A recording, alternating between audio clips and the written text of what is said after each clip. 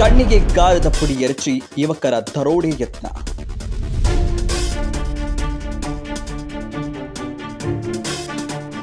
ಹೌದು ವೀಕ್ಷಕರೇ, ಅಕ್ಷರಶಃ ಜನರು ಬೆಚ್ಚಿ ಬೀಳಿಸುವ ದರೋಡೆ ಯತ್ನವು ಬಾಗಲಕೋಟೆ ಜಿಲ್ಲೆಯ ಇಳಕಲ್ ನಗರದಲ್ಲಿ ನಡೆದಿದೆ.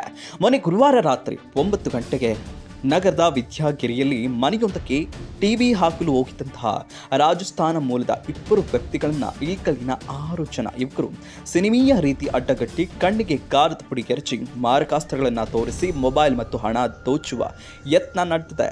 ಈ ಘಟನೆಯನ್ನು ಸ್ಥಳದಲ್ಲಿದ್ದ ಸುತ್ತಮುತ್ತಲಿನ ಮನೆಯವರು ನೋಡಿ ಜೋರಾಗಿ ಕಿರುಚಿದ ಕಾರಣ ಜನರು ನಮ್ಮನ್ನು ಬಂಧಿಸ್ತಾರೆ ಎಂಬ ಭಯದಲ್ಲಿ ತಮ್ಮ ಬೈಕ್ಗಳನ್ನು ಅಲ್ಲೇ ಬಿಟ್ಟು ಪರಾರಿಯಾಗಿದ್ದಾರೆ.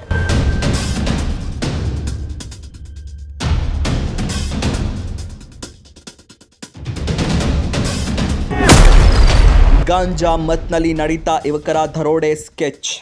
ಇತ್ತ ವ್ಯಾಪಾರಿಗಳನ್ನು ಅಡ್ಡಗಟ್ಟಿ ಕಣ್ಣಿಗೆ ಗಾರದ ಪುಡಿ ಹಾಕಿ ಮೊಬೈಲ್ ಮತ್ತು ಹಣ ಎಗರಿಸಲು ಮಾಸ್ಟರ್ ಪ್ಲಾನ್ ಅನ್ನೇ ಮಾಡಲಾಗಿತ್ತು ಎನ್ನಲಾಗ್ತಾ ಇದೆ. ಕೇವಲ 18 ರಿಂದ 20 ವಯಸ್ಸಿನ ಯುವಕರು ಈ ಕೃತ್ಯದಲ್ಲಿ ಭಾಗಿಯಾಗಿದ್ದನ್ನು ಪ್ರತ್ಯಕ್ಷದರ್ಶಿಗಳು ಮತ್ತು ಹಲ್ಲೆಗೊಳಗಾದಂತಹ ವ್ಯಾಪಾರಿಯು ಮಾಧ್ಯಮದವರ ಮುಂದೆ ಹೇಳಿಕೊಂಡಿದ್ದಾರೆ. ಆ ಯುವಕರು ಗಾಂಜಾ ವ್ಯಸನಕ್ಕೆ ಬಲಿಯಾದ ಕಾರಣ ಇಂತಹ ಕೃತ್ಯ ಮಾಡಲು ಧೈರ್ಯ ಬಂದಿದೆ ಎಂದು ಆಪ್ತ ಮೂಲಗಳು ಹೇಳ್ತಾ ಇವೆ.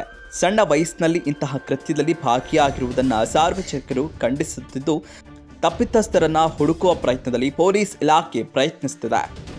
ಈ ಜಾಲವನ್ನು ಬೆನ್ನಹತ್ತಿರುವಂತಹ ಮಾಧ್ಯಮಗಳಿಗೆ ಈ ದರೋಡೆಯ ಹಿಂದೆ ದೊಡ್ಡ ವ್ಯಕ್ತಿಗಳ ಕೈವಾಡ ಇರುವ ಶಂಕೆ ಇದ್ದು ಅವರನ್ನು ಬಯಲಿಗೆ ಎಳೆಯುವ ಕಾರ್ಯವನ್ನು ಮಾಡಲಿದೆ. ಇನ್ನಷ್ಟು ಅಪ್ಡೇಟ್ಗಳಿಗಾಗಿ ಫಾಲೋ ಮಾಡಿ ವಿಜಯ ಧ್ವನಿ ನ್ಯೂಸ್.